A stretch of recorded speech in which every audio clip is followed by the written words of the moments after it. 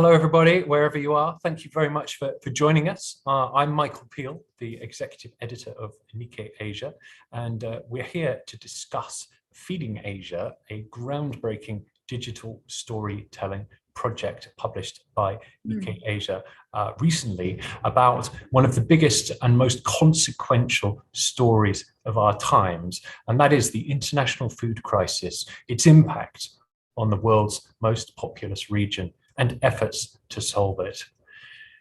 I have with me here, I'm very privileged to be joined by Jiwi Chakraborty, who is the Nikkei Asia Special Projects Editor who led this work, Shayan Chakraborty, who is Nikkei Asia's correspondent in Bengaluru, Lian Hoang, who is Nikkei Asia's correspondent in Ho Chi Minh City, and Akito Tanaka, the Chief Business News Correspondent for Nikkei Asia, based in Singapore. This is a massive topic. We've got a lot to get through today. So without further ado, and I should just add one thing, which is if you have questions, please put them in the question channel and we'll deal with as many as we can during this hour-long webinar. So without further ado, Jiwi, I'd like to turn to you and ask, why did you decide to do a big project on food in Asia? Well, inflation, has been knocking at every door globally, and of course here in Asia. People have been struggling with what should really be a basic right, which is the right to adequate nutrition. Food price inflation, month over month, the numbers are now going up and down a bit, but the year-on-year numbers have been largely on the uptrend nearly everywhere. Just 2 days ago, I saw that the price of a McDonald's burger in Japan is up 40% from a year earlier. We continue to have wheat shortages and butter shortages and oil price hikes. In many countries, food price inflation is the highest it's been in several decades. And experts have been saying that there is a risk that what we've seen in places like Sri Lanka, where high inflation spills into the streets, with severe social and political unrest, that this could spread to other parts of Asia too. And relative to countries in other parts of the world, research has shown that food consumption accounts for a larger proportion of what people spend on in countries like the Philippines and Indonesia and Vietnam, many parts of South Asia. In 2021, Filipino households spent nearly 40% of their total expenditure on food and non-alcoholic beverages. And also at a time when there is a lot of press around declining fertility rates, it is important to note that at 4.6 billion, Asia is already the world's most populous continent by a massive margin, and is expected to grow by more than 700 million in the next 3 decades. So we obtained the latest State of Food Security and Nutrition in the World annual report from the UN, and then pegged our series to that. And it warned that more than 1.1 billion people in Asia alone lacked access to adequate food. More than 424 million faced hunger in Asia in 2021. That number has been on the up and up the last few years. Nearly 490 million in Asia were severely food insecure last year, which means that at some point they had run out of provisions entirely. That also more than 100 million up in just 2 years in this region alone. And then against that backdrop and population forecasts and inflation, we also have climate change, agriculture input costs, supply chain disruptions, urban migration, aging societies. So we asked ourselves basically, how will Asia feed its growing billions in the decades to come? And that's how we set out to do this series. And to combat headline fatigue, how desensitized people have become to inflation numbers, even as the world's poorest are bearing the highest cost. We wanted to begin by illustrating the human heft of food price inflation, which Shayan can tell us more about. Thanks, Dewey, and some really shocking numbers, as you say, but also the much more importantly, there's a massive human story behind these numbers. And the first big part of this series was about the cooking oil price rise crisis in India. Cheyenne, you're based in India, in Bengaluru, and you focused on your reporting on street food vendors. And tell us, why are street food vendors so important in India, and why do they really help illuminate the problem that Indians are experiencing with cooking oil prices? Sure. Thank you, Michael. So I'll start with why we chose to focus on oil prices to tell the food inflation story. Because, in India, oil is integral to almost every food we cook or eat, be it our principal meals or the snacks we have intermittently. I mean, you will possibly not find a lot of Indians savoring baked or boiled food because, one, the costs are often prohibitive, and two, it may not suit the palate of Indians. We will show you a video of kachori, which is a very popular Indian snack, and you'll get a drift of what oil consumption in India is all about. And to be very honest, kachori is just one of the hundreds of immensely popular Indian snacks which just drips in oil, unfortunately. So what ends up happening is, if I have to give you a few statistics, India's per capita oil consumption is 16.5 kgs. If we compare it against China, it's 9.5, and the US is about 8.4. And also India consumes 25 million liters of oil every year. And only the flip side is only 11 million liters of oil is produced domestically, which means India imports more than 60% of its domestic oil consumption, which also makes India the largest importer of edible oil in the world. Now, we import our palm oil from Malaysia and Indonesia. We import sunflower oil from Russia and Ukraine. Soybean oil comes from Argentina. So what ends up happening with India is, if some of these import hubs are hit, the ripple effects are inadvertently felt in India. And it precisely, this is what precisely happened with India starting 2020 when COVID hit. I mean, the logistics came to a halt. So the cargo prices shot up, oil prices were impacted. Production was hit because of labor shortages and multiple other factors. Because of lockdowns, oil prices were hit. There were challenges in Argentina, Russia, Ukraine. There were drought-like situations. So sunflower oil, soybean oil, this production was hit, and oil prices shot up. And then, of course, Russia invaded Ukraine, and everything went for a tailspin. What ended up happening in India was edible oil prices shot up by more than 50%. And let's bear in mind that this was also a time when India was grappling with its own set of challenges. There were protracted lockdowns in India as well. Small businesses were impacted massively. About more than 1 million people lost their jobs. There were pay cuts. Again, to give us statistics, India's per capita income in the financial year ending March 22 was about 91,000 rupees, vis-a-vis March 20, which was 94,000 rupees. So it's very evident that Indians didn't have enough money to spend, or less money to spend, if you may put it that way. And on top of that, what happened is the principal medium in which you cook your food, which is oil, got dearer by 50%, more than 50%. So of course, the middle class took a big hit. Now, coming to why street food vendors. Let me give you a number. There are more than 5 million street food vendors across India. Many of them are manned by the store owners. There are many which have 2, 3, 4, 5 helpers, depending on the size and scale of the business. So, we can well imagine the impact. We can well imagine how intertwined the fate of these households are to the kind of business they generate. That is one part. The other part is, street food culture is very integral to India's overall food culture. I mean, you'll find street food stalls across almost in every neighborhood of India. You'll find hundreds of them lined up one against the other in central business districts, people with a lot of offices, outside schools, shopping centers, so on and so forth. And let's also understand their clientele. They're very price sensitive people that these food stalls cater to. These will be people who, these will be lower to middle income groups, people who work in small offices, maybe 5 to 50 employees. These will be students, these will be storekeepers, shop owners, security guards, students, people who have come out shopping looking for a bargain.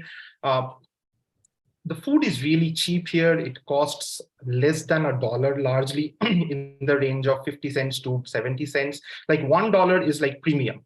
The problem that the street food vendors faced was they were not being able to increase prices. We spoke with a number of them, and all of them said like even a 10 rupee price hike was ruled out because their customers were very price sensitive, and they feared that they will alienate their customers, because these guys were already reeling under the pressure of COVID. During COVID, their businesses were shut, so revenues reduced to a zilch, and then schools went online, offices went online. They barely had any customers, and even after things opened up, it wasn't like things were back to normal as before COVID. So these were the people who were in a situation where their costs increased dramatically, but their incomes shrunk, and there was no respite in sight. Thanks, Shayan. That's a fascinating and really important overview. And obviously, as part of your reporting, you heard about people facing very tough times, both vendors and customers. Tell us a little bit about those stories and what you learned from them, and including, I believe you met a vendor named Sahu, who had a very illustrative story to tell. Yes, of course. So I started my reporting at this place called Dalhousie Square in Kolkata. That's kind of the central business district of the city. There are hundreds of small offices, government offices, the Calcutta High Court, hundreds of shops. The streets are usually bustling. So I don't exactly recall the day I went there, but it was sometime in April around lunchtime, between 1 to 1:30. On a normal day, these places will be buzzing with activity. There will be people lining up. And if I would have approached any of them to speak for 5 minutes, I'm sure I would have been, met with a cold glare. Like, do you really think we have time to speak with you now? But what I found was, most of these shops were empty. There were a few customers here and there, and they had all the time to pour their heart out before me. So Sahu in particular, a very interesting case. Like, he moved to Kolkata from Bihar, which is an Eastern Indian state, for livelihood, and he set up this shop with his brother-in-law about 30 years ago. Before COVID stuck, he used to make about 40,000. I mean, his sales were about 40,000 rupees. Profits were around 20 to 25,000 rupees. And to put it in perspective, 20 to 25,000 is what an engineer at an entry-level job at one of the IT services firms, the TCS, Wipros, and Infosys of the world make. So Sahu was making okay money. It was not great money, but it was comfortable. What happened during COVID was, of course, he had to shut shop, and things came to a standstill for him. And even after things opened up, he barely had any business. So he had two helpers whom he had to let go. His wife started assisting him at his store. His children who goes to school kind of started chipping in after class. He was cutting corners in every way possible. What he told me was his profits had slipped to about a couple of thousands, which was barely enough to meet his household expenses. And what this guy ended up doing was he sold up his land in his village in Bihar to just make ends meet, to take care of his daily household expenses, which is very unfortunate because in India, land is considered as an asset, and you really don't sell them off just like that. So it really reflects on the stress that people like Sahu might have felt. I also met another person called Niranjan Shi, who sells egg puffs, not puffs, egg rolls or pups, whatever. So this guy is a Bengali, and he had made a supreme sacrifice. Like for Bengalis, a fish with a meal is sacrosanct. But what Sahu did to cut costs was he cut down his consumption of fish from 7 days a week to maybe a couple of days a week. He used to smoke a cigarette, which costs about 12 rupees a stick, and he switched to smoking bidis, which is basically tobacco rolled in tendu leaves. So for 10 rupees, you maybe get 50 sticks. And these are really harmful. They don't have filters, the bidis. So, these were the drastic lifestyle choices that people were making. And there was no help in sight for most of these people. Yeah, and I mean that brings home very vividly the link between the pandemic and the way it has really impoverished many people around the world. And perhaps briefly, because we've got a lot to get through, but you met somebody called Neetu as well, didn't you, who gave you another little insight from a slightly different angle on this. Could you tell us a little bit about that? Right. Of course. So we also spoke to a lot of people who work in the unorganized sector, such as Neetu. So, no job security, no social security. Many of them migrated from smaller towns or villages to big cities in the hope that they will have a good life there. Neetu works as a domestic help in Delhi, which is India's state capital. She shares an apartment with 12 people, including his husband, children, in-laws. The monthly household income is about 37,000 rupees, which is less than $500 a month for the sustenance of 12 individuals. So it's a no-brainer that this is a family that lives on a shoestring budget where every penny counts. Now, Neetu's household consumed about 10 liters of oil every month, and her oil bill surged by more than 20%. So what choices are she left with? One, she could either reduce consumption. Two, she might have switched to a cheaper version, which essentially means that she had to cut down on a standard of living. And this is precisely the reason why many people like Neetu left their homes in villages or smaller towns to big cities so that they could have a better life. But this entire purpose was kind of defeated. I mean, here you have your medium of cooking getting dearer by more than 50%, and then the entire premise of them doing the hardships or going through the hardships that they had to kind of falls flat.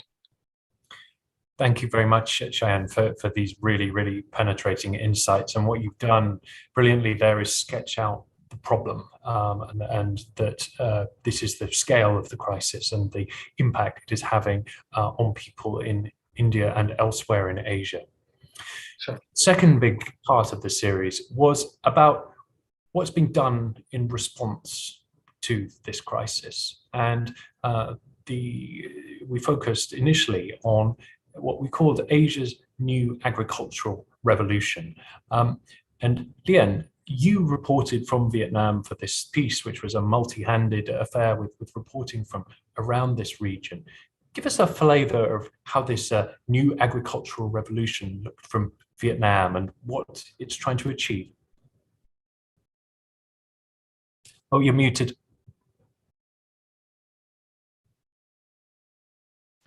Sorry about that. You can hear me okay? Yep. Okay. So just to get started, we kind of went first with what Jui was saying earlier about, just look around you. There are more people to feed than ever on a planet that's the same size it's been for billions of years. So we've got a population that's expanding and our natural resources are not really. So the animating question for us was, how do you produce more food with less in the future? And so that, of course, led us to farm technology, which was the focus of the project we worked on. And so the other Nikkei journalists and I, for this story, we spent time talking to lots of people around Asia about the kind of technologies and techniques that they're experimenting with to get an idea of what's to come in the future. And I feel like it's important to include one caveat that we won't go into now, but a lot of people I talked to made the point that food insecurity is more of a distribution issue and I think we may go into this in the Q&A, but for this article, we were really focusing on production. So we were looking for examples of how people are trying to increase productivity, trying to do more with less. And so from the Vietnam side, it's already, of course, a big agricultural country. If you're drinking coffee or eating cashews, you probably got it from Vietnam. But one of the companies that I interviewed was called Orlar. And what they do is they take some specific kind of rock. They wouldn't tell me because it was a secret. And they treat it with their patented mix of chemicals and nutrients. And that somehow makes the rock fertile. And so from there, they were able to grow all kinds of fruits and vegetables on the rocks. And at first, it sounded kind of unbelievable. You know, if you can imagine that these strawberries you're looking at and tomatoes and arugula, edible flowers, all of these are growing out of these rocks in the Central Highlands in Vietnam. Although, I guess if you think about it, it sort of makes sense. We're so used to farming on soil, and what is soil but broken down rocks and other elements. But the founder of the company I interviewed at Orlar, she wanted to make the point that, you know, if you want to increase productivity, of course you can spend lots of money. You can spend lots of money on organic farming, but, you know, what about everyone else in developing countries like Vietnam and elsewhere? They also wanted to make it affordable for everyone. So the point for them was to make clean produce that people could afford. Yes, and the example of Orla is fascinating, as you saw from the photo and video clip there, and something, you know, it's essentially a kind of sort of vertical farming as well, isn't it, with the sort of piles of rocks, which you describe very vividly in the piece. But as we said at the start, this is a revolution, an agricultural revolution that isn't happening only in Vietnam, is it? Give us a bit more of the regional picture too. Right. This was definitely a big project, a big team project. And in general, I think one of the fun things when we're often doing these big projects at Nikkei is that, you know, we're discussing some trend like this farm tech, and then we're able to marshal our team from around the region. And so for this, we were, you know, getting our co-workers in Japan, in Thailand, and in Hong Kong and Singapore to bring that perspective, because obviously this issue affects each of these areas differently. And so when we would do our group calls, we would talk about, you know, what are the challenges in this space and the technologies that we're talking about. And of course, there are the usual things like Cheyenne was talking about in terms of inflation, especially now with after the pandemic and the war. But really, in the long term, the one issue that this all goes back to for all of us is climate change. And this affects the story that we did in two ways, in terms of the causes of climate change and the effects. And so for causes, of course, there are all the greenhouse gas emissions that go into farming and go into consumption.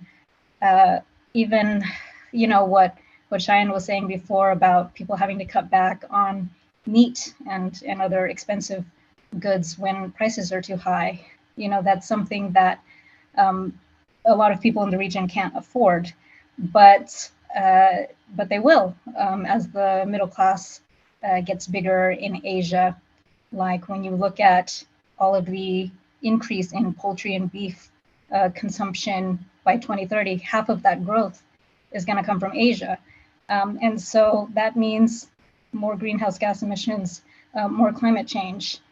And then the other side of that, of course, is the effects of climate change and how that affects farmers in terms of the extreme climate events that we just seem to be experiencing more and more. So I'm sitting next to my window, the clouds are gathering, and I wouldn't be surprised if it starts pouring soon, because we've got this huge typhoon in the region, and it's just becoming normal for people. And so that obviously causes insecurity for farmers, for other food producers. And just to pick one aspect of that, that means all kinds of volatile events. When there's not enough water, we have rivers running dry, turning into roads. When there's too much water, we have roads turning into rivers, which happens a lot here in Saigon. I've driven my motorbike through water maybe up to my knees, I would say.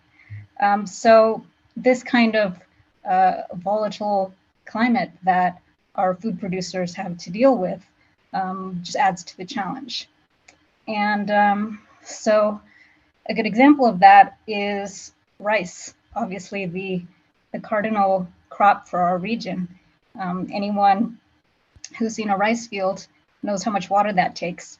And so we offered an example in our article of researchers working on different strains of rice that are drought resistant. So they're supposed to use 30% less water.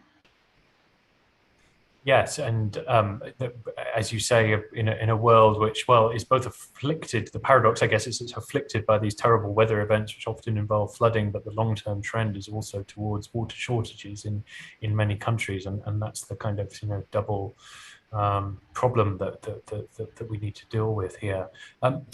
Tell us about some of the other trends that we looked at in this piece, urban migration, aging societies, and so on, and the impact that they have on the food crisis. Right, those two issues, urbanization and aging societies, get back to the same problem of whether we're going to have enough people to produce all of this food that we need. And so the urbanization side, of course, is kind of a classic Asia story, right? All of these people moving from the countryside into the cities, into the industrial parks to work at factories to find jobs. And then the aging societies as well. I was just speaking with a Japanese investor here in Saigon who said, how did he put it? Vietnam has a demographic bonus and Japan has a demographic onus. So obviously Japan has the largest elderly population in the world. 29% of people are 65 or older. Even Vietnam, though, it's a young country, but it's aging very quickly. So that just shows you the kind of challenges that the farms and companies are going to have to deal with in the future in terms of being able to find the talent and then the technology to be able to produce the food that we need. And so we wanted to explore the automation side of production. I think is that showing up yet? Are people able to see? Yeah, we talked to some companies about the ways that they are automating the processes on their farms and in their operations. And so this is a robot tractor company in Japan. And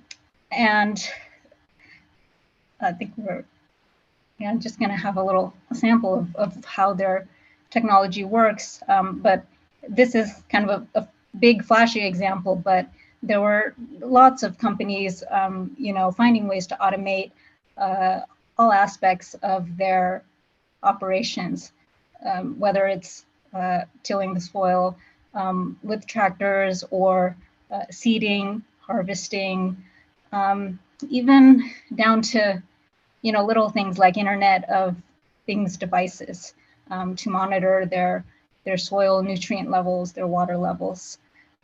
So we went into quite a lot of examples in the article about all of the new devices people are experimenting with on their farms. Yeah, and that's a great and very vivid example. Tell us about a couple of the other technologies that we looked at, perhaps starting with aquaculture. Yeah, I would put aquaculture together with the vertical farms that we write about. I think that people may be a little more familiar with because the idea is similar for both, whether you're trying to bring fish, shrimp, crab farming indoors or grow vegetables, fruits, and other produce indoors. The idea is the same, is climate control. And so the way we thought about it was, for thousands of years, we were growing crops depending on the climate around us. And so the climate chose the crop. But for these farmers, the crop really chooses the climate. So if they decide that they're gonna grow strawberries inside, they wanna make sure that they can control the temperature, the humidity, the light that they have available.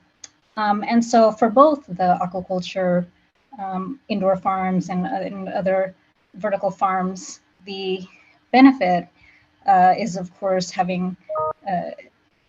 needing less space. So being able to operate in a small island like Singapore, being closer to your consumer, not having to transport goods. But this also does take a lot of electricity.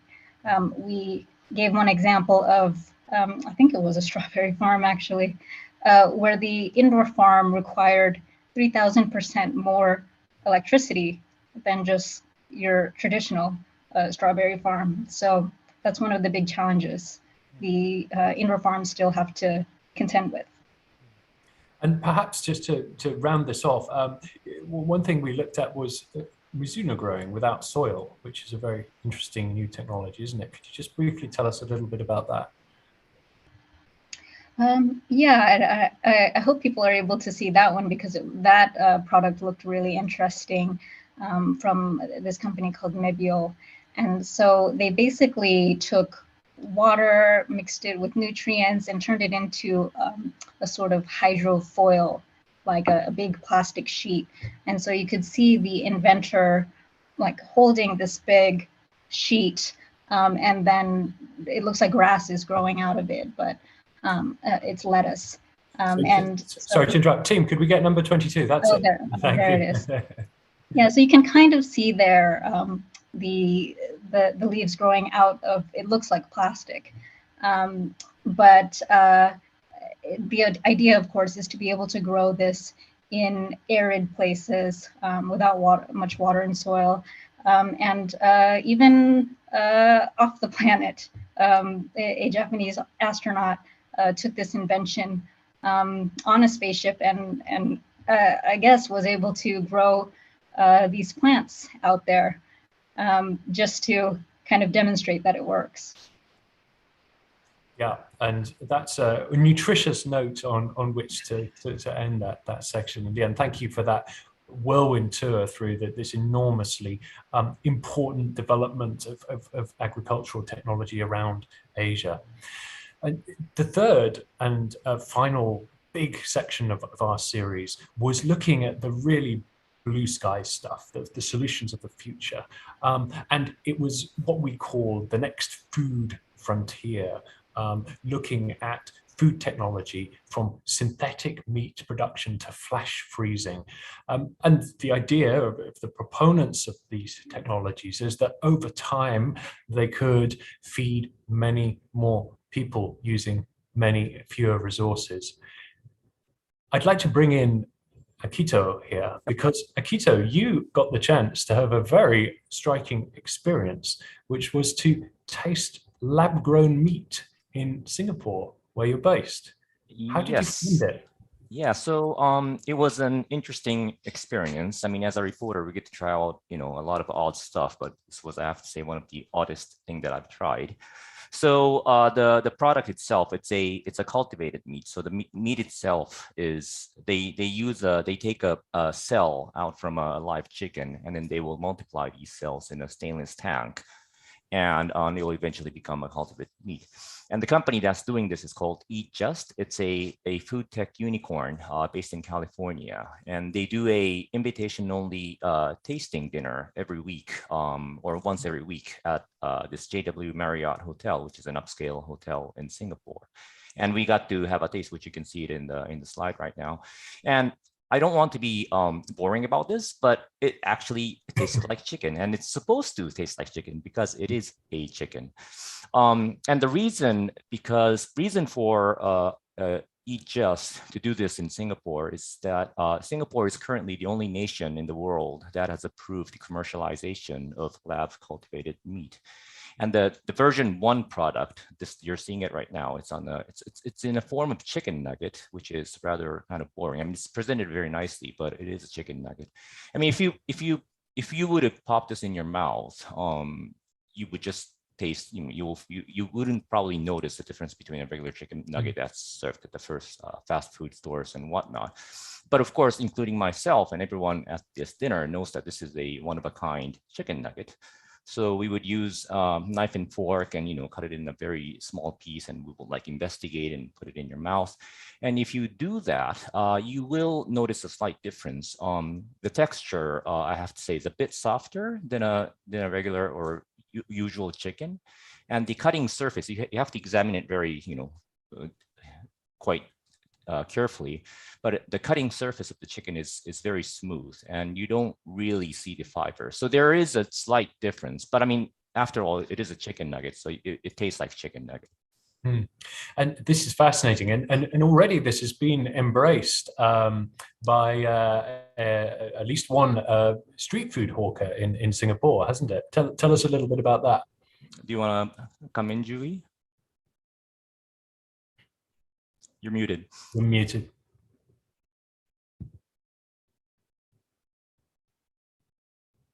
Sorry about that. Well, Akito, this was your reporting, but I do have extremely vivid memories of this happening, and how I remember you speaking to him, and his name was Lu Kia Chi, and yeah, he turned out to be Singapore's, or I guess the world's first street food hawker, the world's first hawker stall to serve lab-made chicken, which is quite a milestone. And I remember him telling Akito that when the company called him to sort of, to suggest serving their nuggets in his curry, he had in fact never heard about cultivated meat before. Yep. Yeah. And this is another form, right, of the lab-grown chicken, a satay. Yep. So just while we were reporting, Eat Just launched their version 2 of their products. I like to have what they call it version 1 and version 2. And the version 2 product is this one. It's in a satay form, and it's a Southeast Asian dish, and it's seasoned skewered grilled meat, basically. And I also had a chance to eat this cultivated meat satay, and this one was more interesting. The chicken itself was a bit smaller than a usual satay chicken. However, again, if you examine it very carefully, you could see the fibers, yes, and then which is actually made artificially. I mean, I should say it is made artificially. The fiber itself is made artificially, and and the texture was much closer, and almost, I have to say, identical to regular chicken. And usually satay is seasoned quite well, so you don't really taste the chicken itself. But the texture and everything was quite different from the chicken nugget experience that I had earlier. Yes, and I mean this hints at the richness of this reporting, and there are so many other examples we can give, and I fear time might be against us giving all of them. But perhaps it would be good just to step back for a moment and just look at the way that Singapore has become this extraordinary center for the development financing of food tech, and part of that's because of its its status, its geography, its Yes. economy, and tell us a little bit about why Singapore has become so central. Yes, so it's very strategic. I mean, as I said, Eat Just it's based in California, but they have their production base in Singapore. And the reason for this, I mean, many of you probably know, but Singapore is a city-state and it's very scarce in farming land, basically. And it imports more than, I think, 90% of its food from somewhere else. And then this is a huge geopolitical risk. I mean, it's a huge risk considering the current geopolitical situation, the economic situation. So the nation, the city Singapore, the government of Singapore is aiming to produce 30% of its nutritional needs by 2030. They call it 30-30. So they have a 30-30 goal. And they are, therefore, they are being, in a sense, aggressive in, approving these cultivated meat and investing in all these food tech companies. And I have to say they're succeeding because, they're attracting all these interesting companies to Singapore. Hmm. And here are some entrepreneurs who are involved in this. Can you tell us a little bit about these two women and what they're doing? Yes, so these founders, the name of the company is called Shock Meat. And this company is based in Singapore and they've raised more than 30 million, I believe, in their funding. And they are doing a cultivated shrimps, basically. And the same idea with Just Eat. And yes, and then, yeah, so they're making cultivated meat. At this moment, a kilogram of shock shrimp, which is their cultivated meat, costs about $50, which is very low from a few years ago, but still very expensive from an ordinary shrimp. But I mean, the aim is that they will keep on developing and bring the cost lower. And as you can see, this is not available in the market, as in like not on the store shelves, but they've sampled different forms of dishes, which looks, I mean, I didn't have a chance to taste this one, but it looks very delicious. Yeah, so this is Shock Meat. So there are other companies besides the cultivated chicken that's doing a lot of interesting innovations and research in Singapore.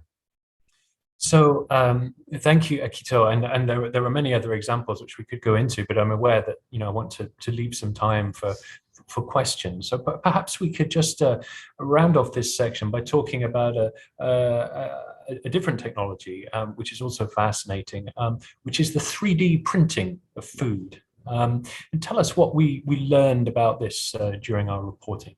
Yes, so I'm aware of time, so I won't go into too much detail. But when you think of 3D printing, you would think about more, manufacturing R&D parts. It's more, like auto industries and aeronautical industries and stuff like that. But they are actually applying this to food tech.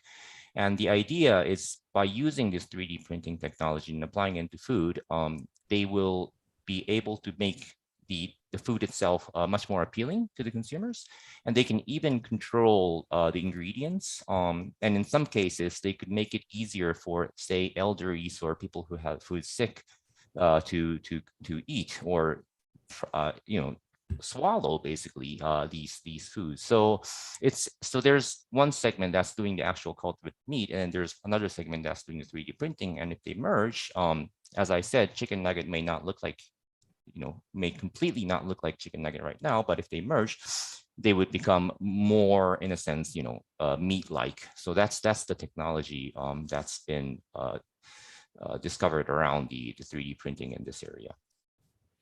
Great, thank you very much, Akito. So we've got just over 15 minutes left now. So I'm very aware that we have some interesting questions, and I'd like to pick up one or two of those that have come up in relation to what we've talked about so far.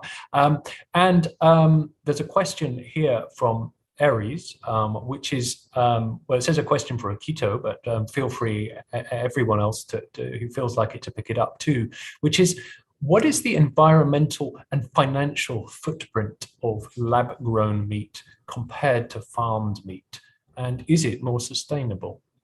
So I have to say, there's a lot of hurdles that have to be overcome. And even the founder of Just Eat. His name is Josh Tetrick. I happened to speak to him twice for this series. Has said that there has to be way more investment going into this area. So, but he also said that he wants to make his meat product basically cheaper than conventional meat within his lifetime. And I believe he was 42 when I spoke to him. And this is an entrepreneur. They tend to have grand visions. We'll have to wait and see. But I mean, there is an innovation. It seems like it's going the right way, and in the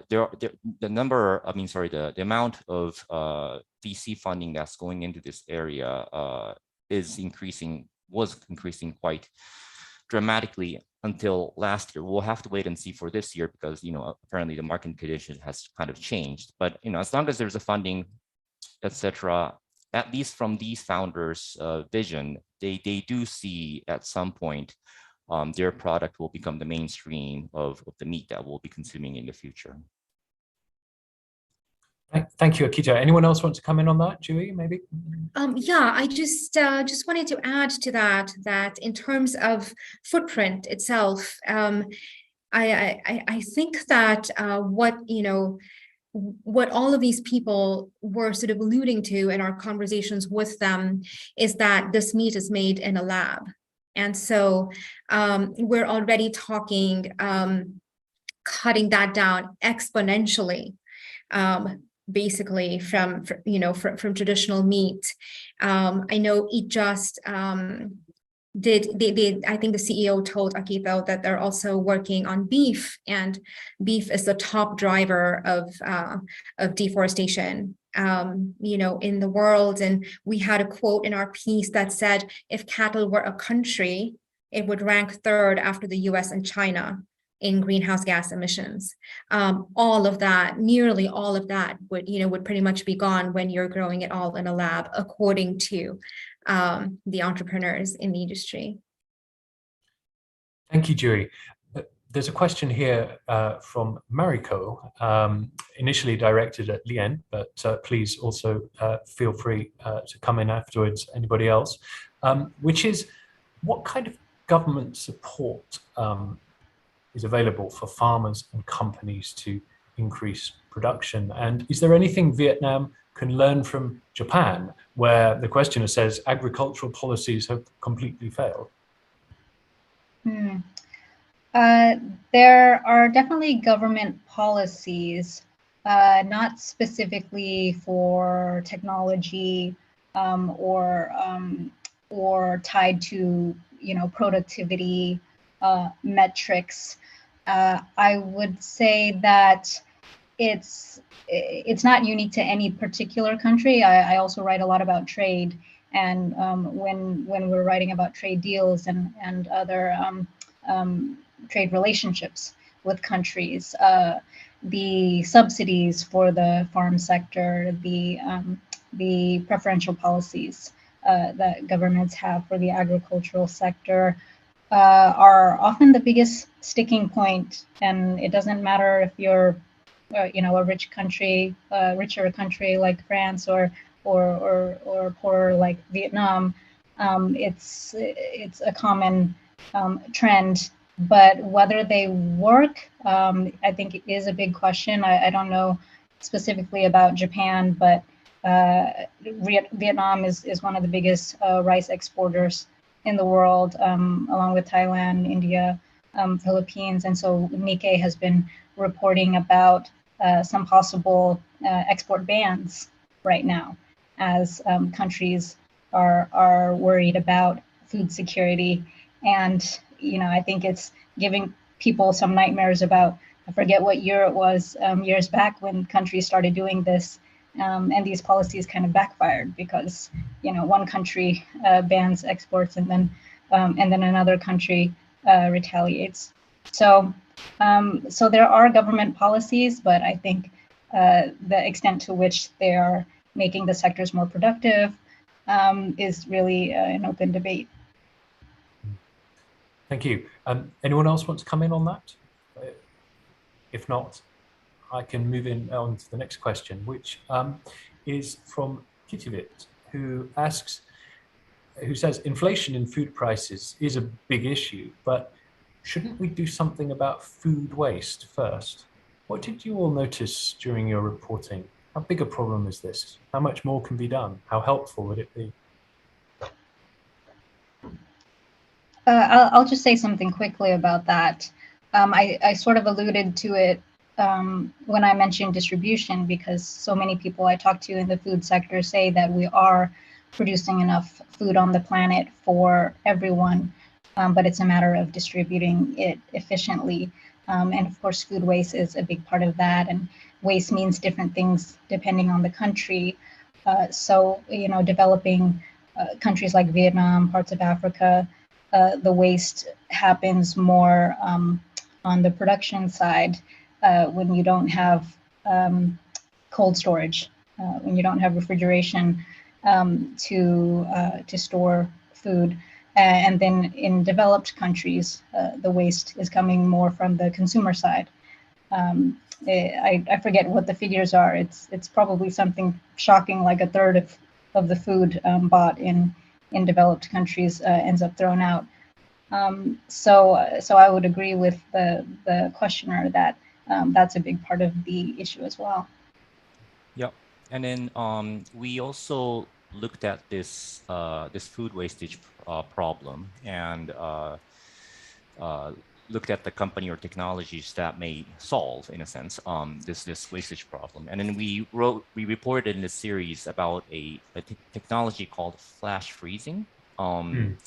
And this is done by a Japanese startup, and the entrepreneur, he happened to be traveling in Thailand or something, and then he tasted a very nice mangosteen, and then he wanted to bring back to Japan without, losing the taste. And then at the same time, he found that a lot of these fruits were wasted while transportation and whatnot. So that was the original idea, and then he came up with the idea, which is called flash freezing. And basically, when you freeze stuff, the crystal sort of destroys the food itself. But by using this flash freezing technology, that damage is minimized. And basically, you can keep the either fish or whatever you're freezing longer than the conventional freezing. So I mean, I'm sure this is not the only technology that will solve the problem, but there are startups and technologies that are looking into this food wastage problem, and which is quite interesting. And the idea is that the ice crystals formed in flash freezing are smaller, so they're less disruptive to the texture and flavor. Yes, right? Yeah, definitely. Fascinating example, and I can well relate to the urge to get a good tasting mangosteen. Yeah, or sushi or whatever. Right? Thank you, Akito. And there's a big question here, which in some ways goes to the heart of the work, and perhaps I could direct this to you first, Cheyenne, which is this, from Macy Santos, who asks, with the rate of inflation increasing for basic commodities, what advice would the panelists give to businesses and governments to tackle this issue? And perhaps we could just start by focusing, Cheyenne, on the point that you raised about India being very dependent on imports of widely used cooking oils. And this is something that being looked at a government level, isn't it? How to lessen that import dependence. Can you tell us a bit about that and how it's going? Sure. So say for instance, let's start with palm oil, for instance, like of 40, more than 40% of India's overall oil consumption is palm oil. And more than 50% of that consumption is dependent on imports from Indonesia. So what happened sometime around late April was Indonesia put a blanket ban on export of palm oil to control inflation at home. What the spiral effect on India was, of course, the oil prices were surging and it rose even further. And it was just not the food prices, the edible oil prices that skyrocketed. So palmolene is used in a lot of consumer goods as well, like the Vaselines, the face washes, shampoos, soaps. So each and every consumer good company in India, the Britannias of the world, the packaged food companies like Britannia's, consumer goods companies like HUL, everybody kind of increased the prices and again to strike a balance between inflation, smaller customer spending power. What they did was they cut down on the grammage of these packets, but kept the prices constant. So all these things keep happening on the business side. From an India perspective, of course, I mean, the government has to step in, and the government has stepped in. For instance, the government last year kind of rejuvenated, if I may put it that way, a scheme, a $1.5 billion scheme to increase the production of palm oil. So the idea is right now there is about 30,000 hectares of land which is under palm oil cultivation in India. The idea is to get it to 90,000 by 2026. But what happens is what a lot of analysts that we spoke to suggested was India is a little late to the party. I mean, this should have started a couple of decades ago, if not even earlier, because since 1991, when the Indian economy opened up, that was a major policy change. The consumption in India rose, the income kind of increased, the consumption rose. The government wasn't possibly far-sighted enough to kind of act on this earlier. But of course, the government has been taking steps, but the results, we'll see the results in the years to come. It's too early to see results. Thanks, Jan. And for others on the call, other panel members, are there any other sort of big themes that you would pick out of how sort of government and companies can be supporting the kind of developments that will or could help alleviate the food crisis?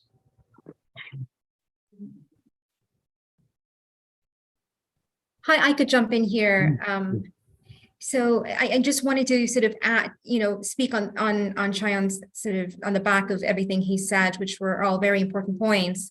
And also we do have, we did do some reporting on this angle actually in the India cooking oil story. We interviewed a few farmers who spoke to us really in great detail about what the government can do for them, and solutions sort of ranged from increasing what's called the support price in India, which is sort of setting a floor for the price that produce sells at, in wholesale markets, to several other things. And there's really great context about, how India used to be self-reliant in terms of cooking oil, what happened, and how it became so reliant on imports. And I think there's some great lessons there. So I would, since we're running out of time, strongly urge anyone interested in that to read through that piece.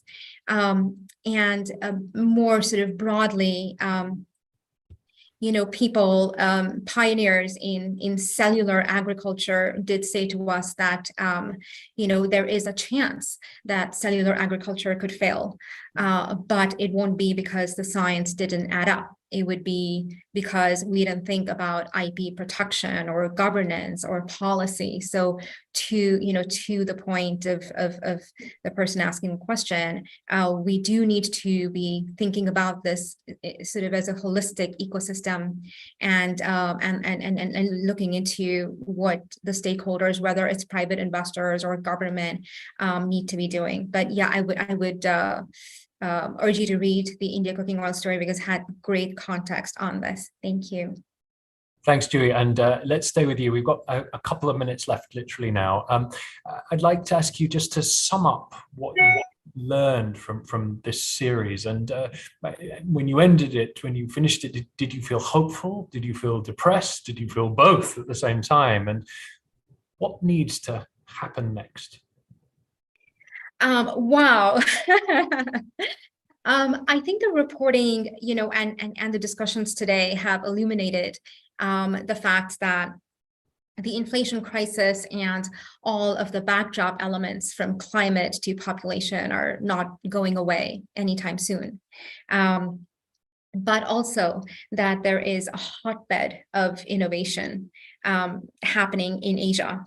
and that we have many intelligent, dedicated people working towards solving for hunger, solving for climate, basically solving for access, and that there are tens of billions of dollars going into it. And there's a spectrum of accession, right? Like we have today already rice that is being grown using 30% less water. That is huge in terms of adapting to climate change in a region that is largely rice reliant. We're eating chicken that was made in a lab.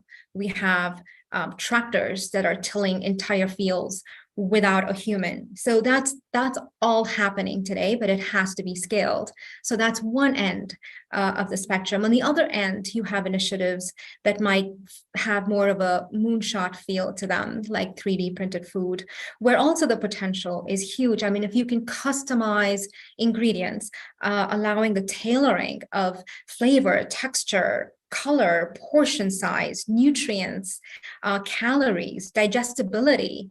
And that's incredible, right? It's already being used at a small scale for the elderly and hospital patients. But in the future, conceivably, you could walk up to a vending machine, maybe it scans your fingerprint and based on your DNA and other things, gives you a nutrition bar that is no more and no less than you need, for eventually, the price of a power bar or less. We also did speak to a company called Turtle Tree that is making dairy protein in a lab. So the idea is that you could drop dairy protein in the poorest, neediest parts of the world. You don't need cows and you don't need milk. So I think it's been interesting and stimulating for us to report as humanity ushers in what feels like a transformation potentially as big for us as the transformation from hunting to agriculture, which of course happened thousands of years ago.